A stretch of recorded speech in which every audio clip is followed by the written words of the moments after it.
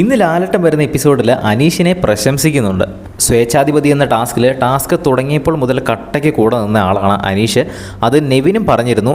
അനീഷേട്ടൻ മാത്രമാണ് ആ ഒരു വീട്ടിലെ ടാസ്ക് ചെയ്യാൻ വേണ്ടിയിട്ട് ഏറ്റവും കട്ടയ്ക്ക് കൂടെ നിന്നതെന്ന്. മാത്രമല്ല അനീഷും അനുമോളും ജയിലിൽ കിടന്നപ്പോൾ ആ ഒരു ടാസ്ക് വളരെ കൃത്യമായിട്ടാണ് ചെയ്തത്. ജയിൽ ടാസ്ക് വളരെ ഭംഗിയായിട്ട് തന്നെ ചെയ്ത് കംപ്ലീറ്റ് ചെയ്തിട്ടാണ് അവർ കിടന്നുറങ്ങിയത്. അതുകൊണ്ട് ലാലേട്ടൻ ഇന്ന് അനീഷിനെ എന്തായാലും പ്രശംസിക്കും. കാരണം കഴിഞ്ഞ ആഴ്ചയിലും ലാലേട്ടൻ ഇതുപോലെ തന്നെ അനീഷിനോട് കുറച്ച് നല്ല കാര്യങ്ങൾ പറഞ്ഞിരുന്നു. ഇത്തവണ ആക്ടിവിറ്റി ഏരിയയിൽ അനീഷ് എല്ലാവരും പറഞ്ഞു അനീഷ് കിടന്നുറങ്ങി, കാര്യങ്ങളൊന്നും ചെയ്തില്ല എന്ന് പറഞ്ഞു.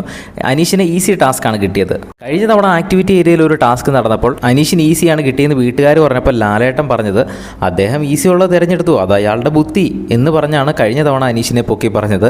ഇത്തവണയും മിക്കവാറും അതുതന്നെ ലാലേട്ടൻ പറയും. അയാൾക്ക് എളുപ്പമുള്ളത് അയാൾ തിരഞ്ഞെടുത്തു, അത് അയാളുടെ ബുദ്ധിപരമായ തീരുമാനമല്ലേ, അപ്പോൾ അയാളല്ലേ അവിടെ മിടുക്ക് കാണിച്ചത് എന്ന് ലാലേട്ടൻ മിക്കവാറും പറയും. ഇതെല്ലാം നമുക്ക് കണ്ടു തന്നെ അറിയാം. ഏറ്റവും ലേറ്റസ്റ്റ് ആയിട്ടുള്ള അപ്ഡേറ്റ്സിനായിട്ട് നമ്മുടെ ചാനൽ ഒന്ന് സബ്സ്ക്രൈബ് ചെയ്യുക.